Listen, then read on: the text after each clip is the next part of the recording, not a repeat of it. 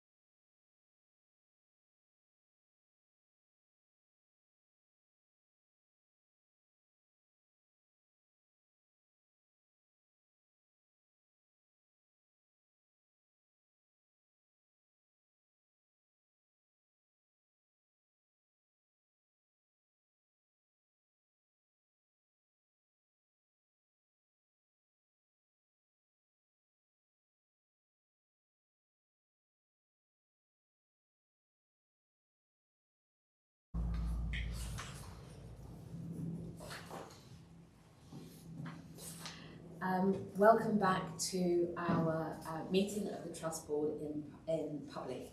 I'm going to move on with the agenda. Before I do that, I will just draw to with us for another meeting. Okay, moving on in the pack, and then was over, which of course finished last week.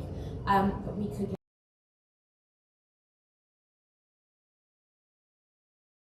of this informally, but we weren't able to vote on it as a board. But that is now in place. We have a very dynamic chair, and we have high hopes for where we want to go.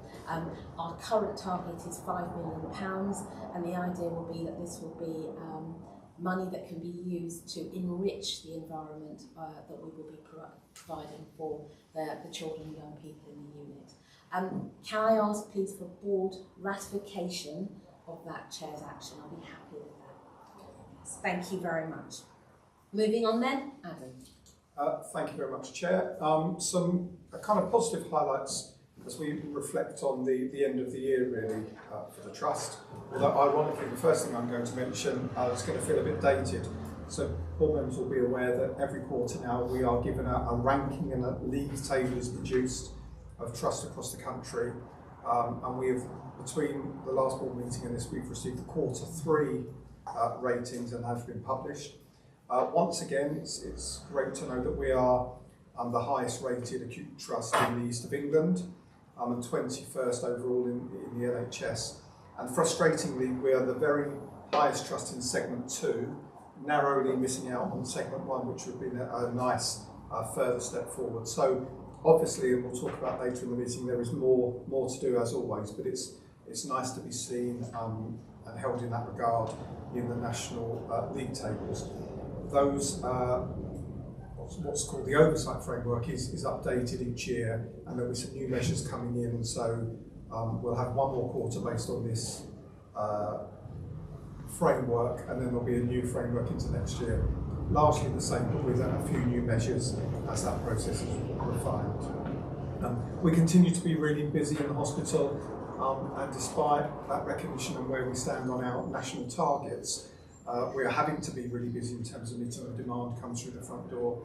And one of the exciting changes we saw yesterday, a number of us were able to be at the opening of our new audiology centre.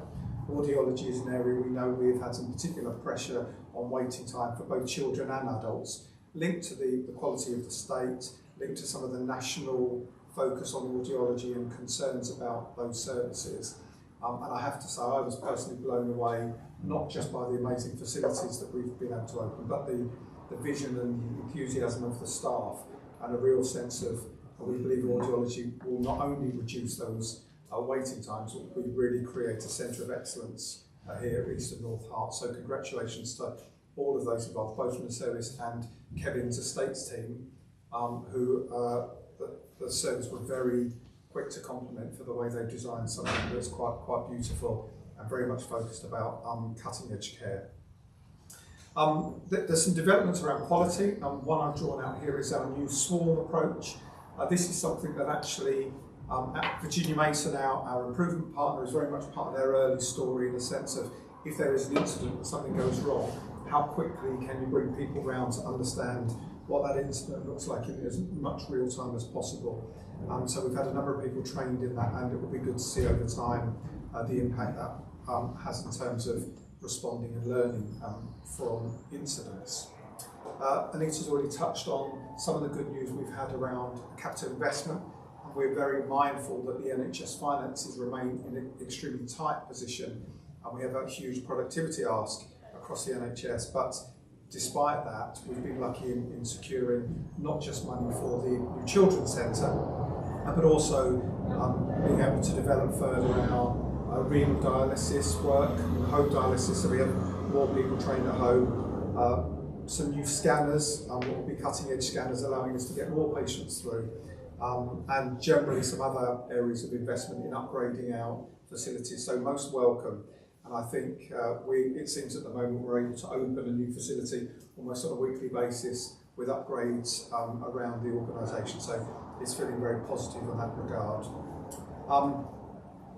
As I've mentioned, the financial challenges that the NHS face, as well as the ongoing long waiting times that we've heard in our session with a patient story today really causes challenges for patients accessing our services. But we therefore need to transform rather than just continually improve what we're doing. We have a transformation programme that's just been launched, a mix of some fundamental shifts and reimagining services, but also what we're describing as brilliant basics and making sure we get everyone on a daily basis driving our processes and systems to their most effective.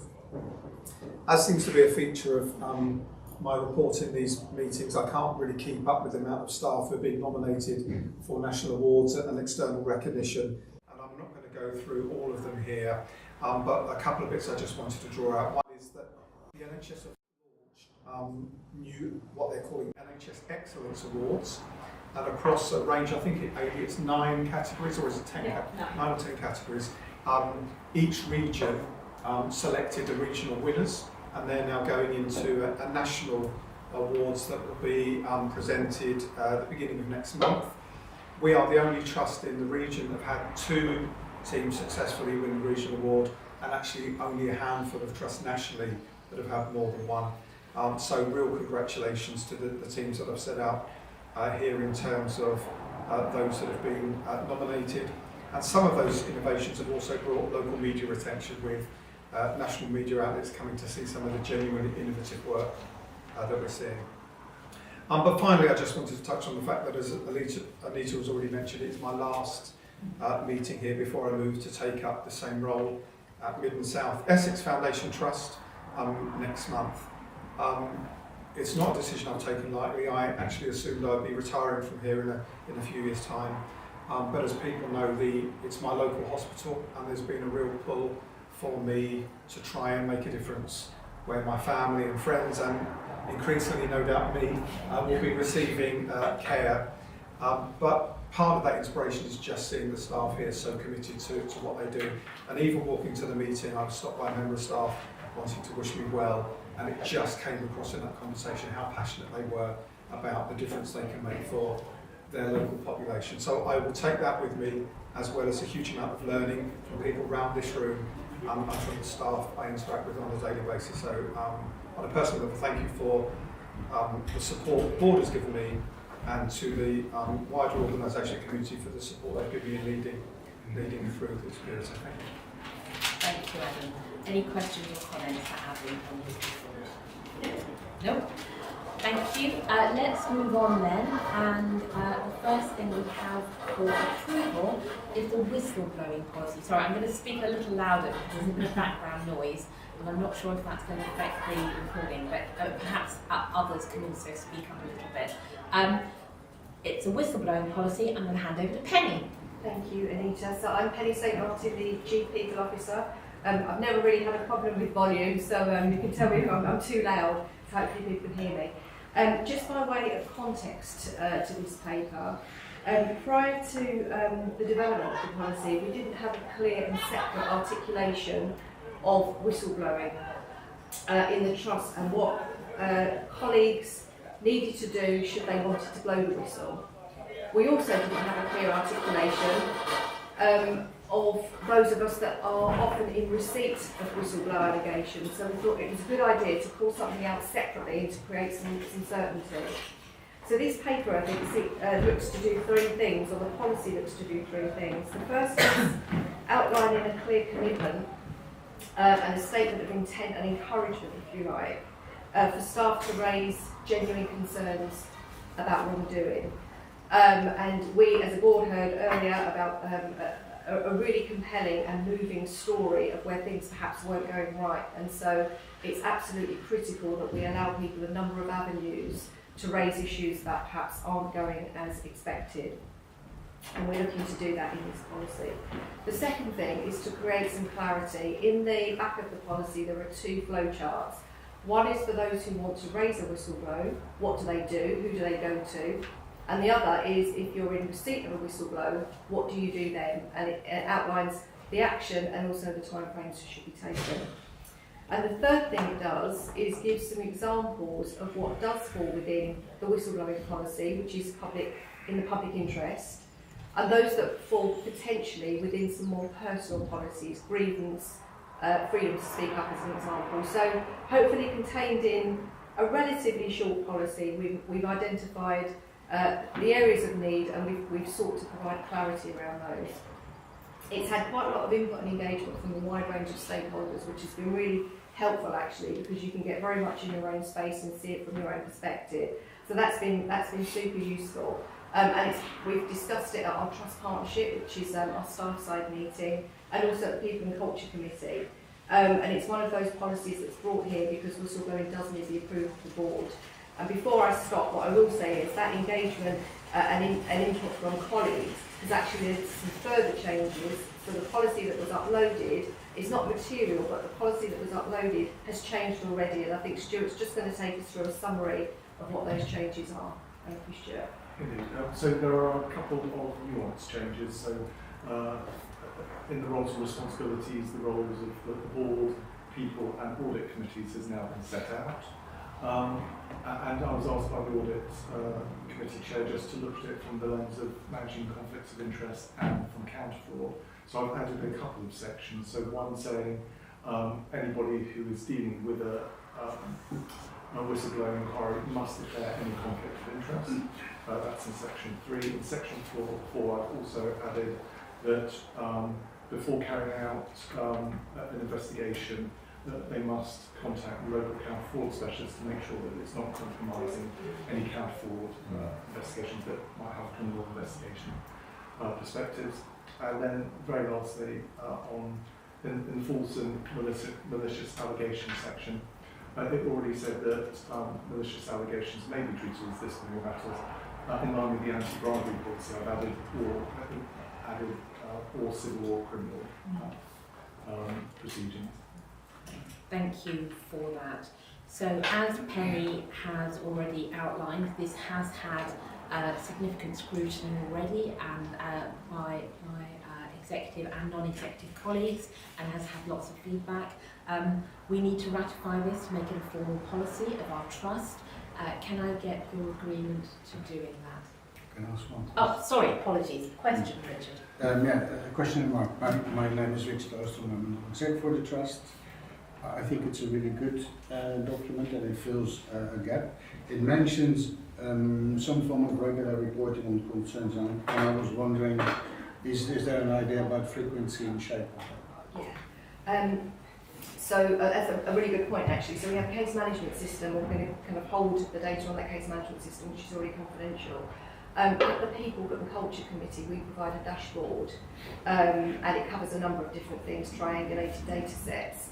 I think it's about monthly actually, so if we do have any kind of reporting, we'll do it there from a themed perspective, and then we can decide where it goes from there. But we already have kind of a mechanism, we're just going to add that to it. Perfect. Thank you, and thank you for reminding me that I had this question. Right, are there any further questions or comments on the policy? Okay, so can I ask for board agreement to ratify this? Brilliant, thank you very much. Next item, learning from deaths. Justin. Thank you. My name is Justin Daniels. I'm the Medical Director of the Trust. And I want to thank Sarah for putting this paper together along with the Mortality Committee. And I feel it's really important that I always say every time we discuss these papers that for every death that we have in the Trust, that leaves behind a family and it leaves behind friends. And it's important that we look at this data, but it's also important that we think about it in that context. What I'm pleased to say is that rates of mortality in the Trust remain relatively low and are lower than we would expect for a Trust of this size with our patient demographic. However, we know that in a very small number of deaths that occur, care could have been better, and perhaps there were things that we could have done differently. And the reason why we do this work is in order to learn from those deaths, in order to innovate, and in order to change stuff when we find a death that falls into that category. Based on national research, rather than our own data, we know that probably the biggest cause of avoidable death in any organisation, and ours is true of that, is delays in our urgent and emergency care pathway. And I guess I know that people viewing won't have heard this, but I relate that back to the patient scenario that we learned about. because I think for us it remains our biggest challenge as an organisation in terms of safety is the work, and all of us as an executive team are working really hard to change the experience of patients who are coming through that pathway so that we get it right. And I'm going to stop at that point, and I'm really happy to take any questions. Thank you, Justin. Questions or comments for Justin on his paper? Teresa. Just it's a very helpful and comprehensive report. I just wanted to ask you, do you feel that we've got a good line of sight into patients who've sadly passed away who have learning disabilities or any other vulnerabilities? So we look very closely. So we do SJR, so reviews on the death of a significant proportion of patients with learning disability. We also look at the national leader reports that we get, and we try then to triangulate that with all of the other sources of information we have. We know nationally there is a problem, and that patients with learning disability on average die 20 years before they would be expected to die. I don't think we have, I'm answering this slightly carefully, I don't think we have a problem within the organisation that is different to the national pattern, but I think the whole country has a problem. And I think there is more work to do. So one of the things, for example, that we're talking about as we change our digital systems is how we ensure that we always know when a patient has learning disability. But we're also looking at the tools that we use to care for patients when they come in with learning disability. Are we recognising their pain in the same way that we would recognise pain in other patients? Are we recognising when there is change in their clinical condition in the same way? And probably the most important bit is, are we listening to those people who know families, or those people who know the patients best, who are their families and their carers? And certainly you'll be aware, Teresa, that that's come up from a recent case. And it's that really important bit about understanding that there are people that know that patient better than we will ever know them, and listening to those people. So do I think we're looking at this? Yes. Do I think we've got it right? No, not yet.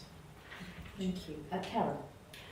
I'm Karen McConnell. I'm a non-executive director at the Trust. I've just recently been doing a number of walkarounds, and particularly around the estate. And one of the things that came up in here as a risk was to do with the medical examiner's service and funding capacity. And it said in there that it could potentially put pressure on our mortuary. And I know we've invested comparatively recently in our mortuary.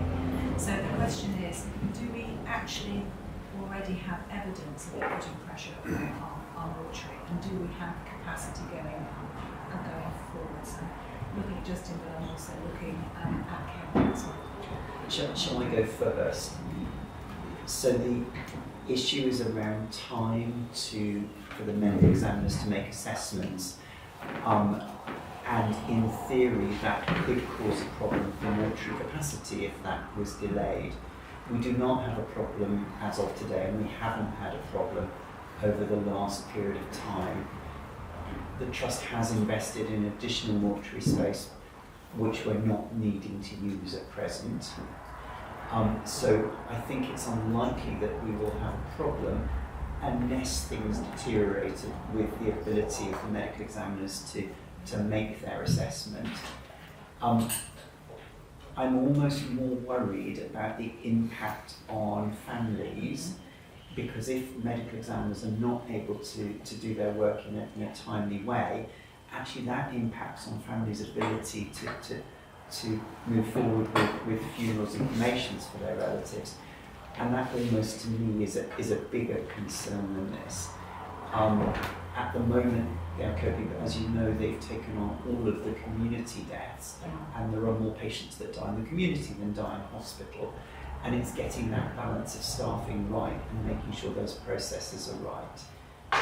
I'll probably stop at that point, but Kevin, I wish to add to what I've said. Hi, I'm Kevin Hart, Director of Estates and Facilities. To be honest, our capacity is substantial with regards to our mortuary. We also have in the background, we have other business continuity plans where pop-up units can be, and that's unfortunately an area from the COVID days. We also have agreements with local funeral directors should it be required. So I don't think physical capacity is an issue. Okay, thank you. Okay. Yeah, I have two questions. One's asked by Karen, and the other one is, so although we compare well on HSMR nationally, there is a slight upward trend in the last 8 months, and I was wondering, do you have any idea about the cause, and when does it start to really worry you? So I guess what I do when I look at the data is I look at all three lines, both the HSMR, the SHMI and the crude mortality lines, because they all tell a slightly different story in a slightly different way. But I also look then at our readmission rates, I look at our incident reporting rates, and I try to triangulate all of those things together. If you look at the month-on-month rates for either of those, there is significant variation month-on-month, and I think it's really hard to see patterns other than seasonal patterns in those month-on-month variations. And the lines I would therefore always look to are the yearly trends, because I think those are the more useful lines to look to. There are a number of things going on statistically within there that make this even more complicated, and I'm not trying to fudge the answer, but there are national corrections to the norm, because if you look at the norm for all of these, it's not 100, which is where it should be. So there is a national correction going on as well. So my reading of the lines that we've got at the moment are that we are largely static.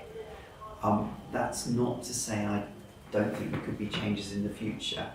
And sorry, the final point to make is when you look, and sorry for people looking, I'm looking at page 36, the three lines that you look at, the red, blue and green, all represent slightly different time spans because of the rate at which we receive the data. So the crude mortality is the most up-to-date data because that's the data that we measure ourselves.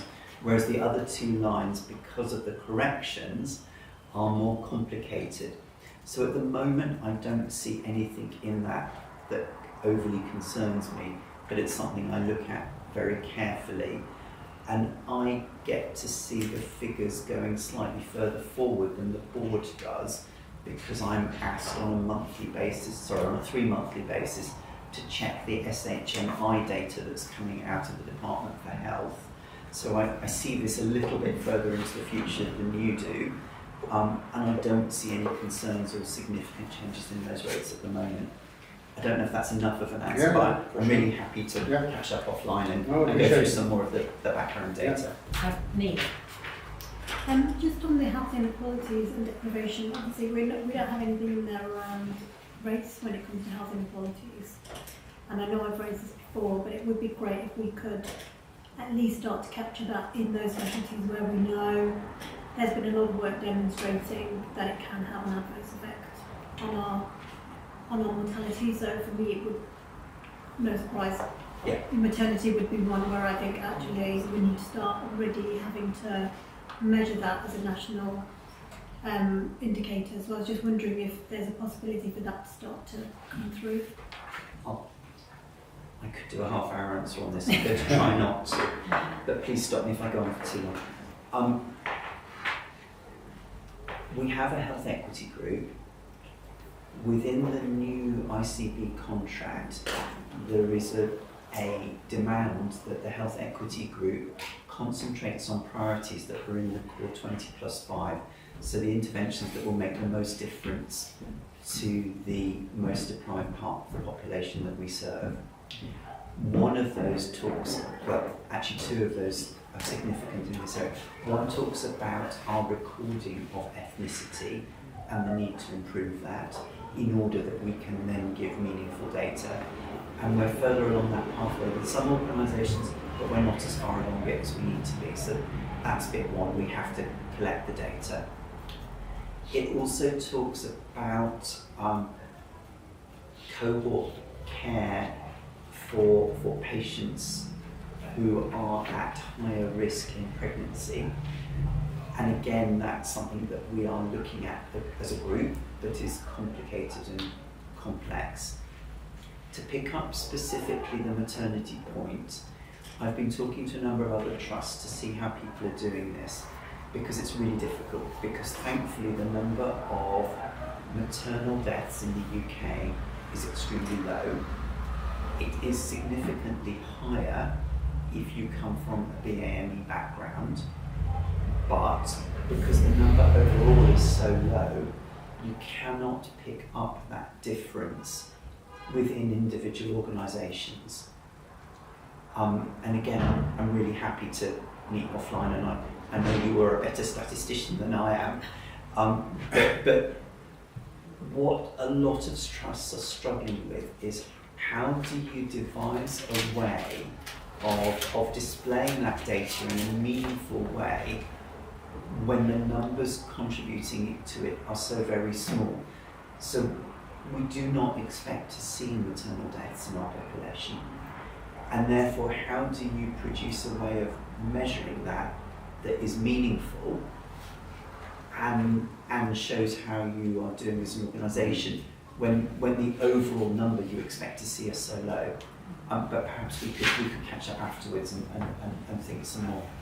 Yeah, I think it is an important area, and I think we are aware there are those inequalities, particularly on electricity, and I'm aware of the issue because of the population size, the population of deaths, but I think it would be helpful for us to try and find a way of checking that we don't have a problem here. I had just one question, hopefully a quick one. You mentioned in the paper about the SJR review tool being decommissioned and us putting our own enhanced module in place. First of all, it says that the go live is going to be May. Are we on track for that? And secondly, what impact do we think is that going to have? Is the functionality of our module going to be the same as the old tool, or actually is it going to be better or worse? Your thoughts, please. Okay. So, as far as I'm aware, it is on track. It's been a really complicated piece of work, and I'm really grateful to the team who've been working on it. As with all of these things, when you get into the minutiae, it's always more complex than you expected. I've been assured by the team that we will do the same number of SJRs this year. Overall, we will catch up. And that's really important, that we investigate and we scrutinise our deaths really carefully. It means that there will be a lag, so what you'll see as we go through the year, the overall percentage gradually increasing. We're mandated to review about 25%, and we always get to a higher number than that, and we will do that again this year. I'm really assured about that.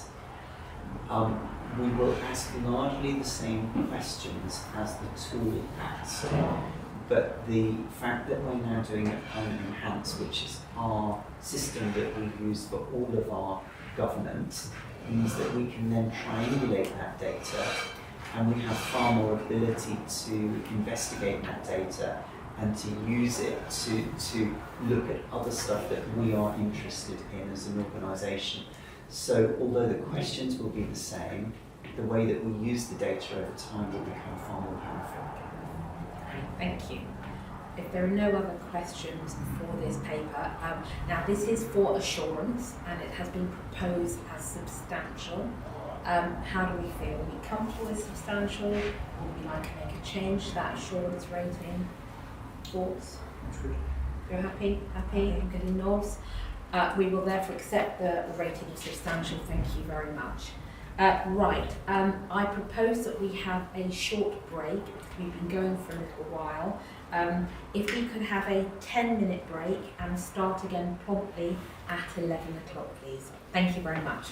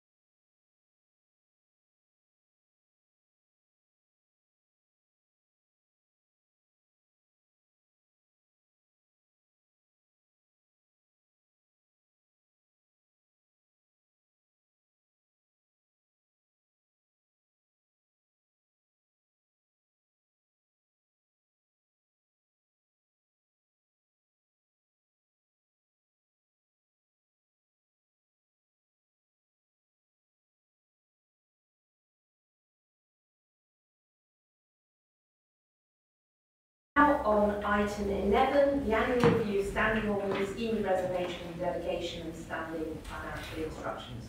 Martin. Thanks, Anita. My name is Martin Armstrong. I'm the Chief Finance Officer here at the Trust. I do feel slightly sorry for colleagues who will be online today because they won't be able to feel the crackle of electric excitement that's run around the board table as we've got to this item today. So this is a bit of kind of our core governance as a board on there. So we're reviewing the latest version 16, as Anita says, of our standing orders, our SWORD and our SFIs as well as standing financial instructions. So these are the real financial rule books and the governance rule books for the organisation, and something that we periodically need to look like and assess their fitness for purpose. There isn't across the 195 pages kind of in here, there isn't a huge amount of change. Actually, most of the change is focused on some adjustments to our delegated limits for approval of expenditure, and that reflects some of the financial environment that we're in at the moment, where we just tighten some of those controls. I think one of the things I would kind of stress, rather than this version, interacting with this is quite difficult, not just for a board, but for our colleagues across the organisation. So we are doing some work as a finance department at the moment, utilising some good and snazzy AI to try and create some tools that people can ask direct questions around the SFIs and the SWORD on them and get easier answers kind of quicker. But it's here today for approval. It's been to the Audit Committee at the end of March, so I'm looking for support from the board to approve the amendments in the document. Right, thank you. Stuart. So can I just highlight that there is a stray tick within the scheme of reservation, which, and to clarify, for receiving the annual report from the internal auditors, that is delegated to the Audit and Risk Committee and not reserved to the board. Yes, that's item 3.3. Normally you'd either have the word or you'd have the tick in the column, and that one we've got both. But just to clarify, the tick should not be there. It is not reserved to the board. It is the Audit and Risk Committee. Any questions or comments on this exciting document? Yeah, I know this is not the most exciting document and it's very long, so do you have a deadline for when this tool is available for people to kind of better navigate it? That's one question. The other question is you say, okay, we've only made minor adjustments, yet we've got a couple of quite thorny issues. We've talked about an accountability framework. Do you feel there are the right balance there in terms of the light adjustments? Yeah, I think in terms of kind of the tool, we're hoping to develop where it's in a design phase at the moment. We'll get some initial kind of output. We're hoping that we're kind of deploying and training and publicising that in Q2 of this financial year. So hopefully something is in place by kind of September-ish. And I think that will make a difference in terms of how colleagues can interact with this and understand their accountability and responsibility. I think the changes that we're making in terms of the delegated limits they have come on the back of and are reflective of detailed conversations we've had at Finance Committee and Board about the current financial challenges that we have and how I think it is appropriate that we move to within this document and within our rules to a much tighter control of spend and approval of spend for a period of time, and you know, the document does reflect that. Whether that's something we might need to change again, that is possible, but I think we'll continue to have those conversations in TMG, in Finance Committee, and I guess around the board table, around the level that's set at the moment. Any other questions or comments? Nina. I've just got a quick question. So, how are we going to assess whether any of the decisions that we make around finances, in terms of the changes, so for instance, around staffing or something like that, how are we going to assess what the effect is going to be on quality? Is there going to be a quality? Because originally, I think when we talked about it at FPPC, Justin mentioned that there was like a really good quality, framework that we could, impact assessment, but I can't see that in here, so I don't know if that's picked up somewhere else, which is fine, but I'm just trying to figure out how we're going to assess that? Sure. So, I mean, I guess I would kind of say in relation to the delegated limits, I think the limits are kind of one thing, but as you're saying, the impact that they have in the organisation or may have around our decision making or something different. We know we have an expansive kind of transformation and savings programme coming in place this year. I think we're looking to build on the good work that we did last year in terms of the processes by which we designed those savings programmes and how they are then implemented and monitored in the organisation. The quality impact assessment is an important part of that framework so that we ensure that as we apply rules and as we apply decisions on there, we think not just about the financial impact or the impact on performance in the organisation, but the impact on quality of kind of services on there. So I think that is a key framework that's in place. That has to, of course, be kind of supplemented by a number of other things on there. We have good data and good, I think, a good business intelligence framework in the organisation that allows us to, and we'll come on to the IPR kind of slightly later on, that's one of the lenses that we can see where the unintended consequences might arise on us, so we've got to use that. I think the other thing as board members that we all have to use is then that is data, and that's what that might tell you about a certain metric, but it's also about that kind of physical presence out there in the organisation as well. And as we chat to staff, as we move around different forums in the organisation, there's also a role for us in terms of what we might have intended something to work like this, but how do we collect the views and perspectives around whether that is having an effect or it's having a detrimental effect, and we come back and we calibrate again. So there are a series of rules on there, but there are a series of rules that I think we're able to continue to return to and establish whether they're having the right and the appropriate and the desired impact. And I guess it would just be good at some point, obviously not now, but just to understand where they're going to be floated through. So where does that come through? Is it being assessed at quality and safety, or is it being assessed in the people committee? At this point, I'm not sure that's the only thing. I was just going to add, I think fundamentally what the document, the changes are not saying that we're not going to spend money on the same things we spend money. Yeah. It's just the fact that there is now an escalation route, so there's another degree of scrutiny to make sure the money we spend is essential. And I think that will still allow even a budget holder to overspend if it's agreed that for this reason we need to do it. But there's a greater, more senior ownership rather than explain why you've overspent up after the event. Yeah. And I suppose from my perspective, I just want to make sure that those checks are obviously in place and that we are continually assessing, because we are in such an important transformational stage that there are lots of projects going on all at the same time, and just to make sure that we've got an initial assessment, but then also after 6 months we're reassessing it, just to make sure that there are no other adverse effects that are going on from the policy perspective. No other questions or comments? This is for endorsement, say only minor changes to sort of monetary levels, limits, but otherwise the standards and things remain unchanged. Are you happy to endorse these? Thank you very much. Moving on then, Board Assurance Framework. Stuart.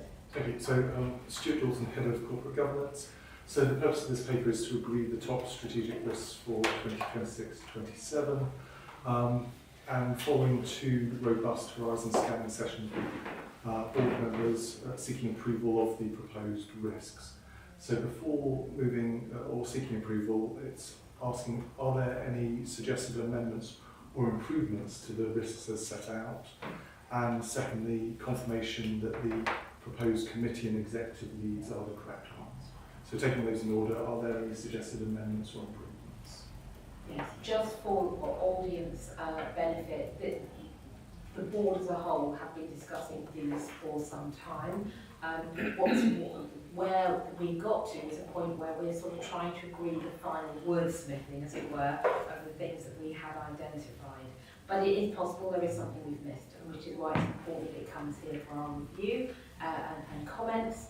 But hopefully none of this will be a shock or a surprise to board colleagues, because, as I say, we've been discussing it for some months. Karen, So I have to agree, there is nothing in here that is a shock or a surprise. I am extremely supportive of the risk as we have them. There was just one query, and that was to do with demand, capacity and flow, where we have put that entirely as an FPPC risk to be managed. There is a bit of me that wonders whether this is something that quality and safety should also have oversight on it, particularly when you read what it could result in, which is poor patient experience, poor quality care, adverse outcomes, etc., which to me absolutely aligns well with quality and safety. I know we like to align with one committee, but I did wonder whether this actually may need to align with two. Comments on the suggestion? Kevin? Could I add to that? I know it's been a long discussion, but also if we are looking at a potential mix, then the impact of the estate's infrastructure, we talk a lot about the impact on patient safety, and I suppose the question there would be asked also, whilst I agree that FPPC is a committee, should we actually go to two committees? If we're taking that approach, then I think that that's something that needs to be looked at as well. So for clarity, the suggestion is that risk number 9, demand, capacity and flow, should have oversight by two committees, FPPC and QSC, and also risk number 1, estate infrastructure to great demand, Kevin's proposal, so that should also have dual oversight. Yeah, various hands here at this point. There was some, before I come to either Stuart or Martin, there was somebody over here. Was it you, Richard? Somebody in, I saw an arm going. Oh, Teresa, apologies. It was just Teresa Murphy, Chief Loss Chair, but just to back up, I think the point that Karen made so well. We heard earlier from Justin as our medical director the impact that delays and ED can have on potential mortality outcomes. So there's a logical line of sight that we should have into delays in whether it's access to treatment, whether it's pathways or indeed impact on patient outcomes. Thank you for that. I mean, I'm happy for us to explore this. I mean, I guess I don't quite understand, or would need to be clear, how will that work in practice with two committees looking at it? And I guess that's my question. But I think your general point, I don't disagree with. Stuart, Martin, Stuart, do you want to go in next? Thank you. So there are a number of BAF risks that we do share with another committee, even though there is a lead committee. The reason for having a lead committee is because effectively the FPPC and QSC meet in the same week just before, so potentially you could then get two versions. So my suggestion would be that we keep a lead committee, but we make sure it goes to the other committee as well. Okay. Martin? Please. What he said. Yeah, I'd say it's applicable to many topics, right? Exactly. When you think about it. Exactly. Jill? Jill Hooper, Non-Executive Director. I'd just like to endorse that because I think with regard to capacity and flow, it's so germane to the Finance Performance Committee that should actually be respected and supported.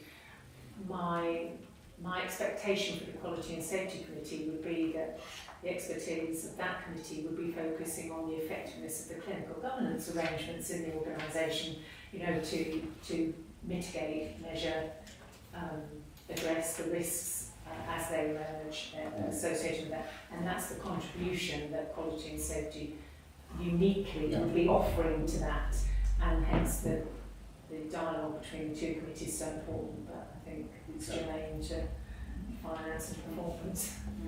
And I think, I have to say in my head, I think the point is well made. A lot of these risks actually go across. It's not just those two. You could say that about a lot of them. Yeah. But I do think we do need to have clear governance. So I think the proposal about saying let's keep one as the main committee, but we absolutely would expect that in each case other committees may be looking at certain aspects of it. I think that's the proposal from the board. Does anyone have a contrary view, or are we happy with that as a solution? We're happy? Right, in which case we need this BAF with those risks as outlined, as described, with those lead committees on them. Are we happy to approve that? Obviously, this is a living document, it's not set in stone, so it might be that 3 months from now we'll be throwing this up in the air and doing it again. But for now, this seems to be a good sign. Lovely, thank you very much for your agreement. We will move on. Next, integrated performance report, and I think Kevin has It's my turn. Exactly, your turn. Thanks, Lisa. Hello, I'm Kevin O'Hart, I'm the Chief Kaizen Officer. I'm going to sort of take us through a canter of the executive summary for the integrated performance report for the reporting period of March, which also will include some sort of highlights for the year 25-26 as well. So if I start off in the quality domain, this remains relatively static. Most metrics evidencing common cause variation, and as we've already touched upon in conversations with the Learning from Deaths report, continued strong performance in mortality and readmissions, which are core indicators of effective care. Incident reporting continues to reflect an open and supportive culture and again a low proportion of harm-related incidents. There has been an emerging issue with the unavailability of medical records that has appeared in the last couple of weeks, which is a result of transition from physical notes to the digital MediViewer solution. An optimisation plan is already underway through May to restore agreed internal SLA performance, and this was initially briefly discussed at Monday's Digital Committee as part of ongoing conversations. Sepsis 6 compliance and VTE assessment performance remain targeted improvement areas. We have specialty level plans monitored through our monthly executive divisional performance review meetings. We have seen new ED processes in a long elective pathway for VT assessment and evidence early signs of improvement. And now with Justin's support, we're looking to transfer that learning across our elective pathways as well.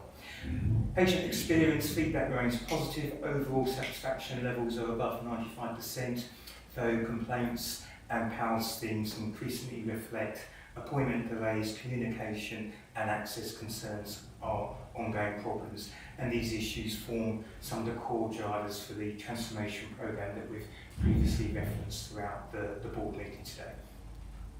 If I move into operations, 4-hour performance from March was 74.7%, and whilst below the trajectory of 78.3%, this is the strongest reported position since September 25.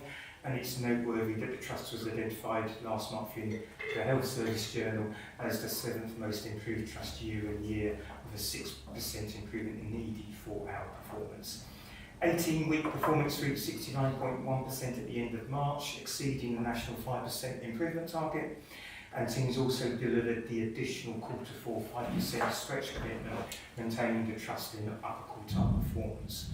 RTT is expected to be challenged as we go through Q1. Our transformation work deliberately intentionally reduces reliance on premium pay capacity and focus our efforts on fuller optimisation of core funded capacity. This requires ongoing leadership and behavioural change and will take time to embed.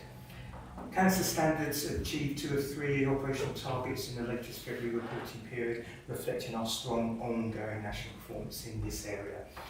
Likewise, we remained the top performing provider in the East of England region for 62-day performance, and were ranked 11th nationally for the January data set.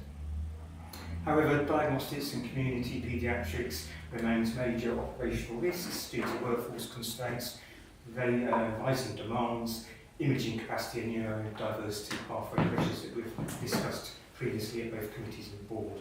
Within community paediatrics, referrals have started to stabilise and several interventions are beginning to increase the underlying capacity, though backlog recovery will take time given the scale of growth post-pandemic.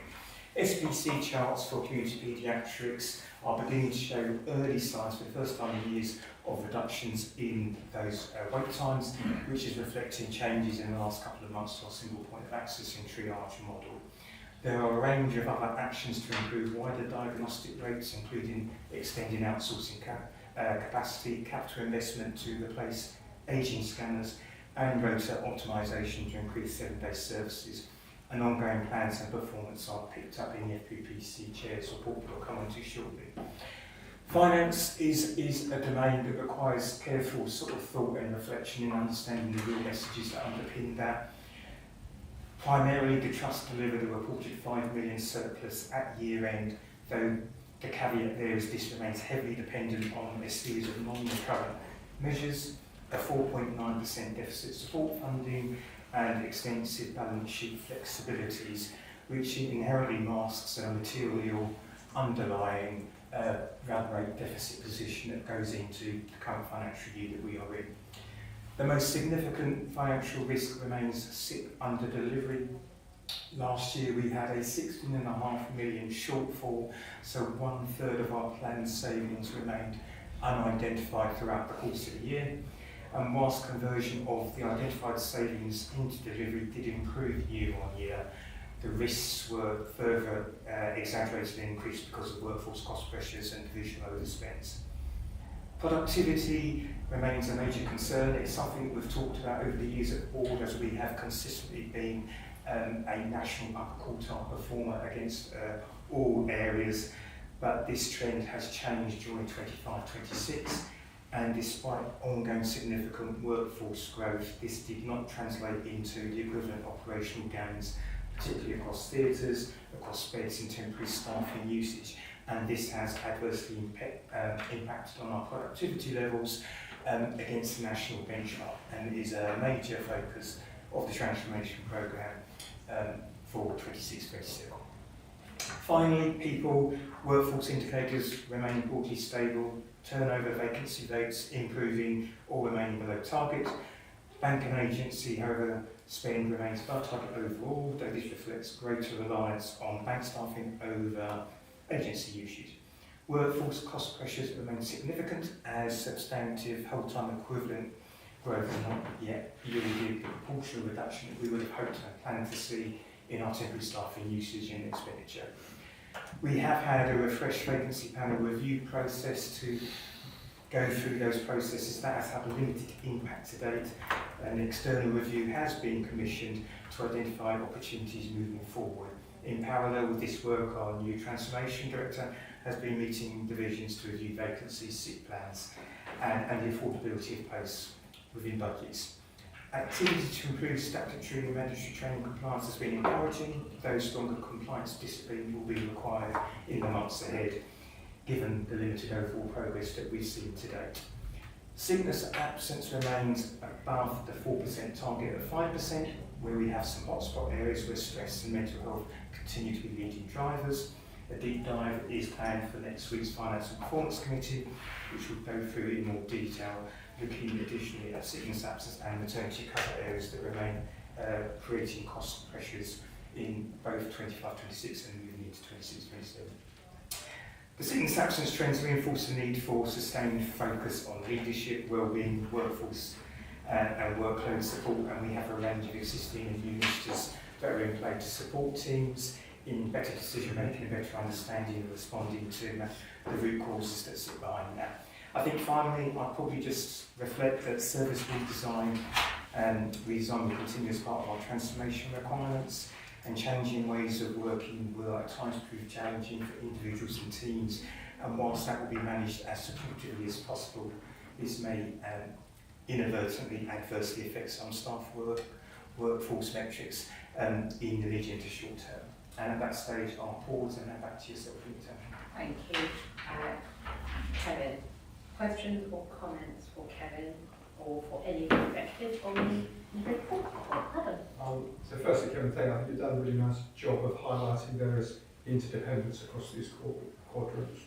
And I think particularly talking about areas of turning off spend in areas where we've traditionally relied on delivery. So then we've got to do the change in order to reduce the spend and not have a negative impact.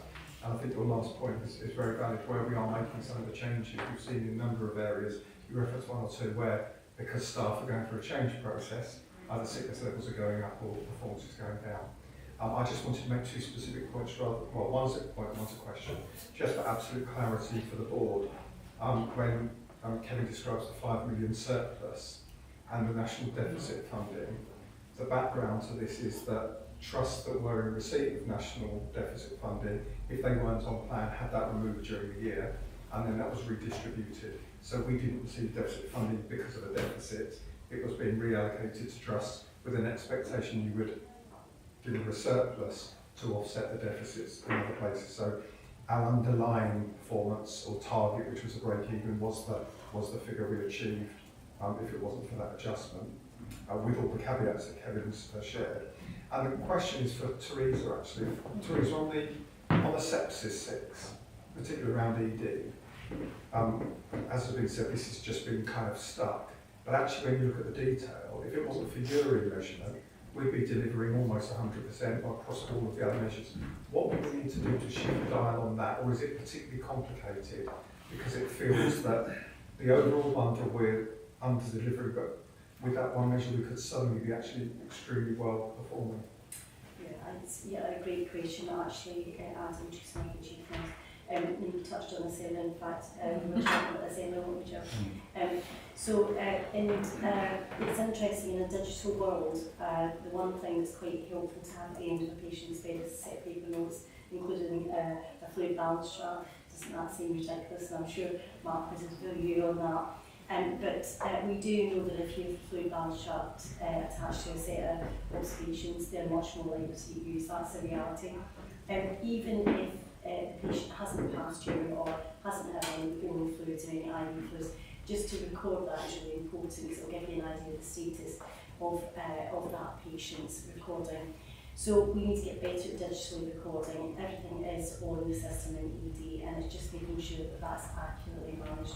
What we're trying to do in ED at the moment is do lots of alertive signs, so watch out signs to say, don't forget fluid balance, because it's not just for sepsis patients, it's for all patients, and particularly for patients who've got early indications of sepsis signs, to make sure that we can see, are they dehydrated, do they need more fluids, and are we managing that, and the antibiotics, the oxygen, etc. So there's a big piece of work that's happening across May and June and July to drive this compliance, and we shall report back via the Quality and Safety Committee on the list. But yes, it's really about activating that red flag that says don't forget fluid balance on the system. Thank you. Carol. I've got a question to do on friends and family, so I suspect it's going to come to Teresa as well. When you look at what the responses has been to the Friends and Family test, particularly at the urgent treatment centre, we've seen quite a marked increase in the percentage you've been rating their treatment as poor or very poor, which is disappointing, obviously. Do we have sight on what the causes of that are, and do we have steps that we're putting in place to reverse that particular trend? Thank you, Karen. Teresa Marker, Chief Nurse. Yes, we do, and we can more or less sort of correlate the negative responses to a peak time in the evening. So when we are seeing those peaks in activity, usually from about sort of 4 o'clock onwards, where the waiting times are longer, and also if patients have to move between UTC to the ED or indeed to radiology, then understandably they can feel frustrated. So there's 3 aspects to this. One is around sort of when they're having to wait longer than anticipated. There is a need for us to get our communication boards up, both in ED and in A, so you can see the waiting time, so everyone can manage their life, particularly if they are, they have children or commitments, family commitments they've got to support. The second aspect is trying to make sure that if we've identified a patient's going to need X-ray or other treatment early on in their path, we can do that straight away as soon as possible, so that becomes more seamless. And the third point is to make sure that if we have a patient who's waited a long time in UTC, has to go in A, they don't join another queue. The other 3 big lessons that we've learned, but we are trying to look at options longer term, where should the UTC sit. Both of them see huge volumes now, which is a credit to the processes that we've put in place and the teams that are there, but probably the list of UTC is too small and could be better served if it was either A, if Kevin could find his space. Absolutely do more to listen to patients and not work on the rules. Thank you. Richard. Thank you very much, Kevin. I thought that was a really good introduction into webinar, and I think it's also good to say that really achieved a lot of our operational targets, which is just good to note here. I think the underlying financial issue is definitely an issue, and I would suggest maybe going forward that when the IPR a little bit clearer on what is recurrent and we discuss it in FPPC, but I think it's important to kind of do that here. I've got two specific questions. One is on complaints, and we are still far off when it comes to the time that we need to respond to complaints, which in my mind is a big patient experience issue. So I'd like to understand, is there a plan? What does the plan look like? When is it going to improve? What does it need? And the other question is around people. So you mentioned indeed that, let's say, vacancy and turnover both improved. So you would expect bank usage to go down, and it is not going down. And is there any explanation for that besides the issue about sickness? Would you like to take Shall I start with you, please? Should choose my chief class. You're absolutely right, that should be not getting back to people quick enough. I think what we've got to, you'll see the trends and themes that we've got in there. And one of the challenges is if we look at Swiftboard being closed at the moment, that is a particular challenge for us around trauma and orthopaedic activity. We're trying to proactively write to patients who are waiting to come in so that there's no surprises, so they don't have to chase us, call the helpline, etc. And so we're more proactive with those. We're also trying to make sure that we do more phone calls so we can dissipate complaints. So it could be that patients in the public would like to really speak to either the nurse or the manager or the doctor if indeed possible, which might dissipate a formal process. So there's more of that to be done, but from a performance perspective and a holding to account, we've got weekly sessions now with each divisional nurse director on the complaint responses led by my deputy, Mark Melliston, and that's been in effect for about 2 weeks now. So can we expect like a trajectory or what we like to see as improvement? We should absolutely get a trajectory for me about what the run rate's likely to look like. There are some things that we can't anticipate. As you'll see, there's quite a high percentage around appointments bookings. Some of this is within our gift and some of it's not, but managing the patient and public's expectations is so. I would be very happy to bring a trajectory back before the next board. That would be helpful. Thank you. Could I just add one other thing to that before moving to the second part of the question? But this is a kind of very yes or no measure in terms of doing it. What some of the softer intelligence, but the question I'm going to leave Anita with, not Anita, Teresa with, is whether or through QSC, because there's a lot more data behind this. And my soft intelligence is signing off. I'm very rarely signing a significantly delayed one. I'm signing far more that are actually being turned around in 3 or 4 days. And I think some of the things that Teresa was picking up, some things just getting in, dealing with it, and it's a really great response. And others where you're missing, I'm missing a little bit rather than a lot. Now we should be missing, we set a standard here. I think there'll be some richer data that QSC should have a look at, because that might either give some more assurance or my anecdotal view might not be backed up by the data, in which case there is a bigger challenge that we need to be working with. That would be very easily statistically verifiable, what you're saying, so it would be great to have that conversation. It would, and I think having a trajectory for where we can see the progress would be really helpful. That was your first question. The second one was about the lack of reduction in bank. I don't know, Penny, did you want to take that? Yes, I'll take that if you don't mind. I think overall, I think workforce planning is an area that we really do need to focus on, and why that's different from strategic workforce planning. Workforce is, if you like, the next 6 to 12 months, and this is what affects it. When we're not doing that effectively, we have gaps are filled by bank can be expensive, and it's not as robust and resilient a plan as you would expect. So I think that still remains a gap for us. Kevin mentioned that we've had a resource control panel. It's been limited in value, it hasn't added no value, because what it's helped us to do is shine a light on some of the things that are going wrong. That's where the workforce plan, I think, comes in. We have a session tomorrow with the execs on working with Deloitte colleagues who have seen this work better elsewhere. They've made some recommendations for how we might want to take things forward. So I think we've got a session tomorrow to talk about that. But I think you're right, where we see poor vacancy planning, it's often then plugged with bank, and we don't actually address the root cause. There's another root cause which is slightly longer, and it's something that we're trialling, or we will be trialling, is looking at whether we've got the basics right, and we're calling it zero-based operating model, because basically it's, do we know what we're commissioned to deliver? What do you need from a resource perspective? When are they rostered? When are they actually working? So it's a real root and branch, but I do recognise that given the financial impact, there's a need to do something now. It's almost do something now while you're also changing the operating model at the top.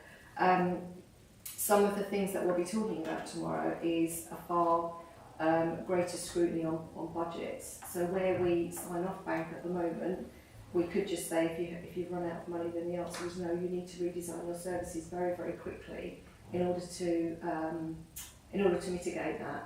We also balance that with safety. So there's a real kind of, we're dancing between the two. We don't want to be reckless with it, but equally we don't want to be reckless with our finances either. But I think you're right, Richard. I think whereas we've looked at kind of strategic workforce planning, actually workforce planning, the month-to-month, week-to-week stuff is where this hurts.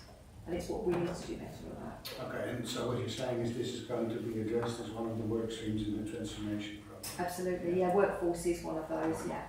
Okay. If there are no, I have one question, which I think is for Lucy. The UEC performance, good to see that there's progress. It's not progressing, however, as fast as I think we would have probably wanted. And my question is really, I know that some months ago, you and other members of the team did some identifying best practice from other trusts, and I think there were plans to implement that. We now have a transformation programme also on the UEC. I guess my first question is, the progress that we've seen so far, is that down to the work that you had already put into place before the transformation project, or is it about the transformation project? And then the second part of the question is, are those two things in alignment, or is there a danger that actually the transformation project is going to stop work on the other stuff that you already were going to do? So if you could just explain how that's all working. Thanks, Anita. Yes, I'm Lucy, I'm the Chief Operating Officer. The improvement that was seen in March and indeed has continued in April is fully the result of the work that Justin Truser and I have led after visiting Watford a couple of months ago, and has been formulated from initially a kind of rapid reset with a number of work streams into now 3 work streams that focus on flow in medical areas, flow in surgical areas, and the paediatric children's ways from start to finish. So that work continues.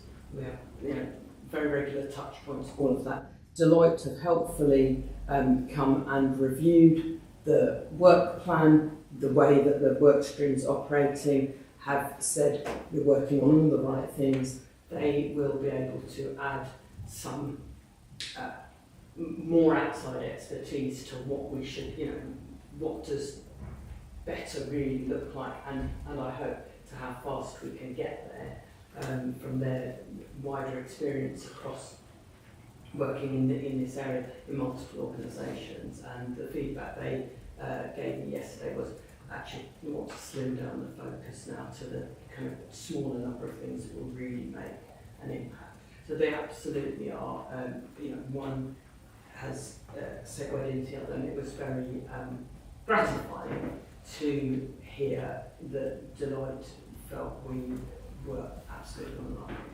That's good to know.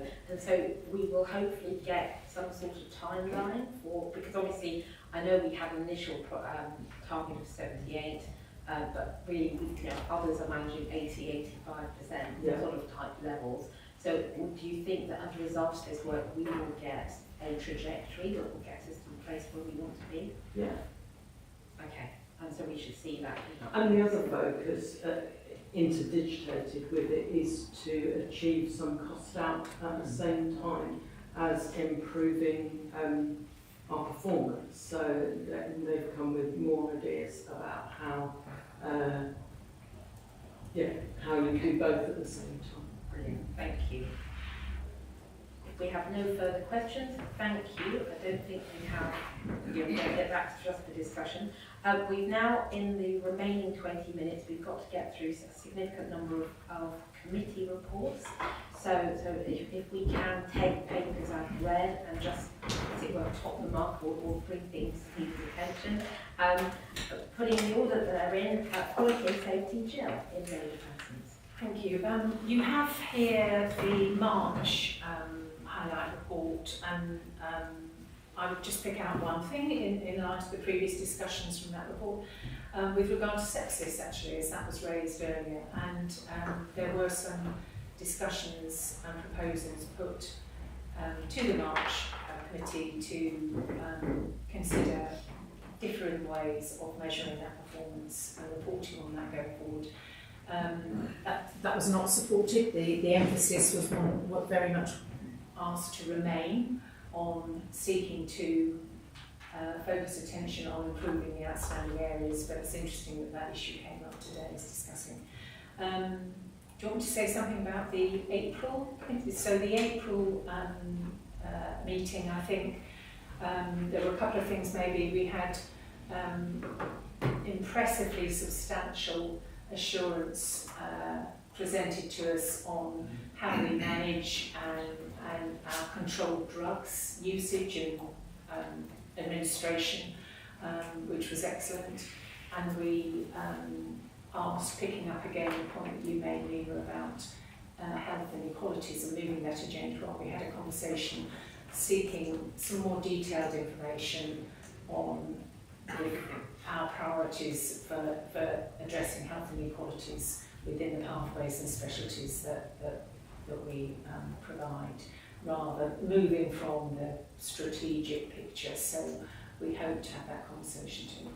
I think the only thing maybe also to say is that we've had our first subcommittee, the patient safety subcommittee, which I probably would say was excellent, but it was excellent in terms of the calibre of the people, the preparation, the information that we had. We focus on triangulating, and I think from that we can see with confidence that we have really improved on identifying and escalating risks, and we now need to similarly improve on acting upon the mitigations identified for those risks.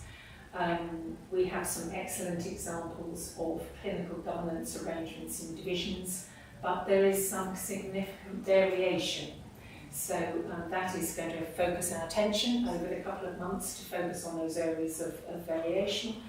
The singular most significant issue potentially impacting patient safety and organisation is quite clearly related to fragmentation of our digital infrastructure, and there are lots of engaged conversations recognising that taking place actively with the executives at the moment, which is really excellent. And the only other thing I would say is the work with regard to the PSI reports, investigation reports, and escalating those to the Trust Board. We've got 2 in the private section later. That is very much work in progress still, but I think we're all aligned in where we need to get to. So I think we'll improve quickly from now on. Great, thank you very much for that. Any questions or comments for Jill? Regal. Chief Market Chief Nurser, Jill, that was an excellent summary. I just wanted to highlight 2 quick points around maternity. You'll see in Jill's report, there was a reported increase in third and fourth degree tears. We've also seen an increase in the number of C-section rates, both planned and emergency. So that is driving almost a 50% C-section rate and maternity. So we're in line with the rest of the country. This is a national trend that we're seeing, but for their next QSE, what we will see is a revised safety mapping to our staffing, and we've just completed our buffering plus review of maternity staffing. So to give the board assurance, we are aware, and Nina is our maternity safety chaplain, does regular visits to all the areas as well, and those facilities. Thank you, that's helpful. If no further questions or comments on the QSC, let's move on to finance, performance and planning. Thank you, Nita. My name is Ruti Finance and Performance Committee. I think Kevin did a really good job highlighting the really important issues that we're looking at. So I'd just say we're very assured about our cancer performance. That's a great thing. We are pleased with progress on the other metrics, but there is still way to go. Our focus will be on PTR management. We've seen some data quality issues in there. PTR is a really critical thing to get right. It's going to be on diagnostics, because there's still some weaker areas that influence many of the other performance indicators. And community waiting times, which is also important in the national framework. From a financial perspective, it's clear there's a transformation program that gets a lot of attention. Transformation is not only about the change in process and the optimization of process, but is also a change in behavior, which is going to be really watched, I think, both in the people committee as well as in the finance and performance committee. I think those are the highlights. Any questions? Welcome. Any questions for Richard from the FPPC? I don't see any hands. Thank you very much for your update. People and Culture, Janet. Thank you. I'm Janet Scotcher, Non-Exec Director and Chair of the People and Culture Committee. So we've rehearsed some of the elements we discussed at the committee already, talking about the zero-based workforce planning, use of bank, also just impact in terms of sort of culturally the feedback we're getting from people, the impact of change. So a couple of really key points that I just wanted to bring to the committee's attention. We are really starting to look at the dashboard that we developed, really start to triangulate some of the data and really understand some of the unintended consequences of decisions that are being made. Picking up Nina's point about really understanding sort of impact that some of those things have. And we're also going to be doing more of a deep dive that we'll bring to the board around free text, etc., and thematic analysis from the survey, because that gives some quite rich information as well. But one of the things I'm really interested in is us doing that strategic workforce planning from a transformational point of view, and really taking the learning that we're getting from all the change and transformation that's going on, but doing that in a way that we really take our people with us. And suffice to say, we had enough conversation that we've now sort of extended the meetings by half an hour, so it's clearly Very good. Any questions for Janet on culture? No. Okay, let me go. I'm just going to take a slightly different order. Can I go to audit and risk? Yeah, so you've got the reports from 2 audit committee meetings. There's only one thing I really wanted to highlight from it. In the first of the reports, we said that the draft heading of the audit opinion for 25 to 26 was out there read.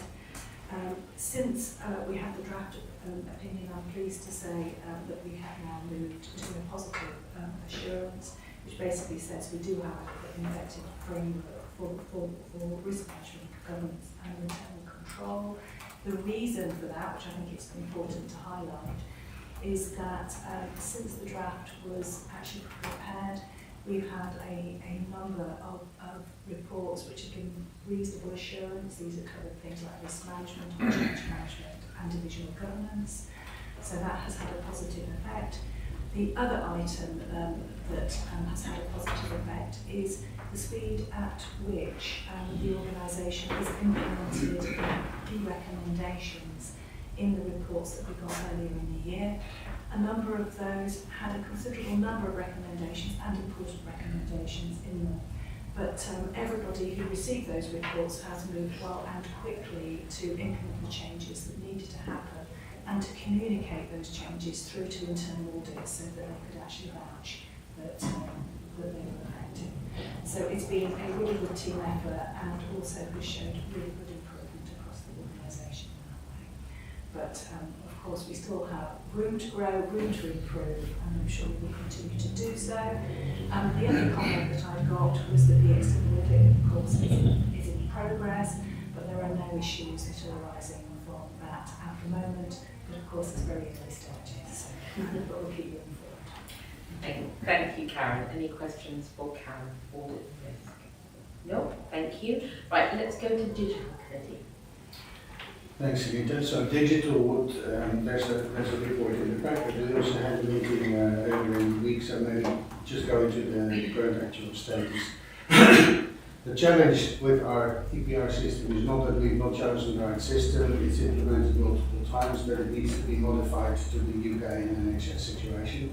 that modification takes place in England and it's not going fast enough and it's not being delivered in a reliable way at this point in time. So there's been several postponements of individual releases. That puts us, for a problem for us, obviously. So as a result, we're looking at a number of areas, and that's work in progress. Mark can comment on this. One, of course, is how do we get more assurance that we get delivered what we need at the time that it's being promised by the EPR provider.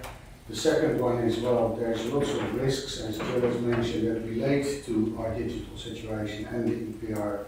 What are those risks? What do we need to do in the meantime to mitigate those risks while we not see the EPR being implemented? The other side to that is we have really focused our efforts in the digital team on the EPR. What other things could we be doing to really support the objectives we've got in the trust around transformation, performance, etc., etc. And then finally understand the financial consequences of this and how do we deal with those financial consequences. I think that's work in progress. I believe as a committee we're looking at all the right issues, but we don't have all the answers at this point in time. Thank you for that. Any questions for Richard on digital? No, thank you very much. Let's go, actually, can we move back to Remco. I've got Stuart then against that on terms of reference. So it's purely seeking approval of the revised remuneration committee terms of reference, and it's just one change of adding review of the chief executive's objectives. Are we happy to approve that? Yes, thank you very much. So then let's go to the final committee, which is the Healthcare Partnership, where we have a verbal report, but also we have the terms of reference. Yes, thank you, Anita. So the committee hadn't met, and they have met, but the minutes weren't available by the time that the paper was due. It was an interesting first meeting post-April of the HCP, and that's particularly because the old ICB stopped existing on at the end of March, and as the board will be aware, we were operating as a kind of joint committee of the ICB and of this trust. We're still waiting for final clarification from the new ICB in terms of their intention, but the signal has been they don't intend to have committees of the board. So we believe, and we're operating on the basis of the HCP will just be a committee of this board. It doesn't pose a particular problem because the other changes, whereas the previous ICB had spoken about intention of delegating authority and budgets to us and our neighbours at South West Herts and West Essex, the new ICB are quite clear that they don't see that path of delegation to anybody because they are the commissioners and they have a different role as well as the before. That still needs to be finalised, but we're now working on the basis it's actually more of a provider collaborative where we're working on shared objectives rather than a contract mechanism by which authority will work through. A large part of the meeting focused on agreeing the new membership and the new ribbon, and that included formal, informal and kind of wider leadership sessions through the year so we could get the balance between having effective meetings and a wide group of constituents to drive the agenda. And also tightening down that membership for the core, and you'll see that in the item we're asking for approval for. We also spent a fair bit of time talking about neighbourhoods and how we conduct our business, and I think previously the structure was quite committee stroke assurance heavy, and the view being we all have our own assurance processes, what we really need programme boards that are driving on some of our priorities. So we're making that transition into that model. And I think really encouragingly, although as a trust, we are very much in a support role around the new neighbourhood priority, and it's very much primary care led. I think we are using the Health and Care Partnership as a vehicle by which we can hold that, including capital investment in the right health centres, neighbourhood health centres, but also, and probably more importantly, what are the models that the local population really would benefit from, which, as I say, will be primary care led. We will support in the development, but also some of our services where we believe we can provide care closer to home, particularly in areas like older people's care, cardiology, and some of those disciplines that the local population would need access to from time to time. So that's a kind of overview where we're up to. As I've mentioned, we looked at the committee terms of reference. You'll see in the papers here the changes. I don't think there will be anything particularly out of line of what people were expecting. The committee themselves are content with them and approve them, obviously subject to coming here for formal approval as it's a committee of the board. Thank you, Adam. Any comments or questions on the terms of reference of the HCP board? No? Are we happy to approve them as they stand? Thank you very much. One very brief thing, sorry, I forgot to mention, the other consequence of the ICB change. We have been increasingly familiar now with receiving the HCP performance reports. The new ICB don't have a role in system management, and the resource that did that no longer exists as part of the downsizing. So at the moment there isn't a vehicle to produce a pack. We are, and people like Laura and Martin's team will work with colleagues to see whether we could all somehow do our bit and bring it together, but no one owns all the data in the current infrastructure. So we are working through, so hopefully we will return at some point to be able to bring that back, but at the moment there'll be a bit of a pause. Yeah, absolutely. Yeah, it's going to be a little bit confusing at the moment, and I think the fact, I think we can do it to provide the collaborative, and I do agree with Adam's point about all the providers have their own assurance mechanisms, but I do personally think there is something about getting assurance on the overall pathways and things working and the collaborative working. So I think that's something we're going to work through. On the subject of HCP, I'd like to thank Adam for his chairmanship of that committee. I sit on it as a non-executive, but Adam has been chairing it, so thank him for his leadership. Moving forward, Martin, as you know, as our interim chief executive, will be taking on the chairing of that HCP board committee, whatever you want to call it. But so moving forward, it will be Martin and I trying to get it to where we need to go to make further progress. But we've made really good progress, and that's great. If there are no further comments on the committees, I'm going to draw that part of the agenda to an end. So thank you to Kevin for your presentation of the IPR. That's really nicely brought together. Well done. Thank you to all committee chairs for their reports. I think that was helpful, and obviously the papers are there for the detail. It leaves me really, in terms of AOB, there's only really one item on the agenda, and that is the item I referred to at the top, which is the fact that this is Adam's last meeting. Now, I'm not gonna get into a sort of a eulogy type thing at this stage, but but I think it's very clear. For the 4.5 years you've been here, roughly, Adam has had a massive impact, and in preparation for thinking about today and the significance of it, I spoke to a couple of colleagues and just said, what do you think has been Adam's impact to this organisation? And there were really 3 messages that came out really strongly that I'd like to, which hopefully we will all agree with. The first thing that was really significant was that move to us understanding that continuous improvement and a culture of continuous improvement was essential.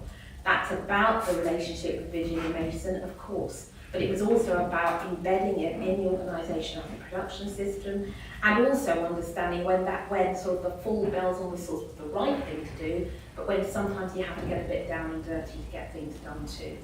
But that's been really important, and I think as an organisation, when I walk around, I hear lots of really positive belief from our teams and our colleagues that this is something that they believe is important, and they know that we think it's important.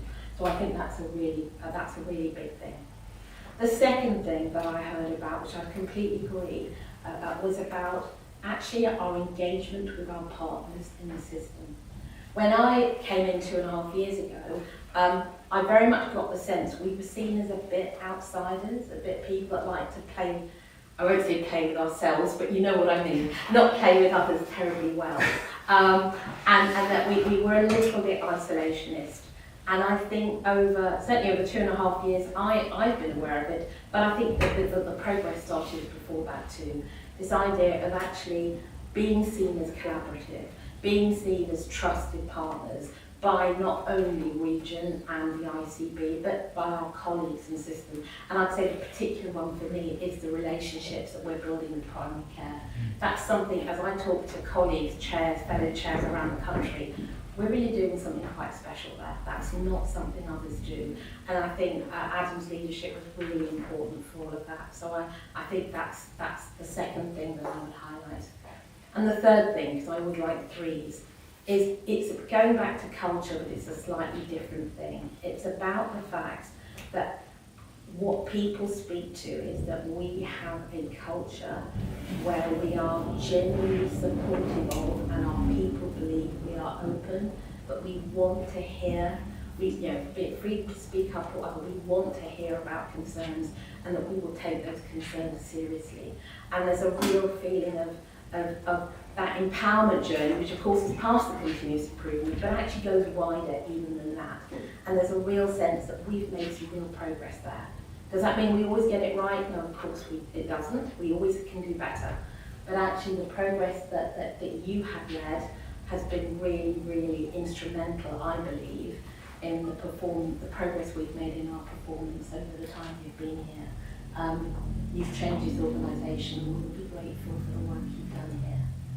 So I'd like to, on behalf of the board, I haven't got any dirt, I'm afraid.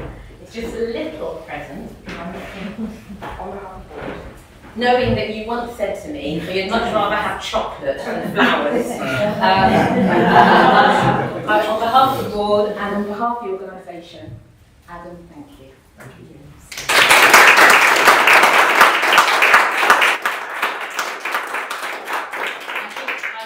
He wasn't on his anti-carb diet before I thought about that one, but anyway. No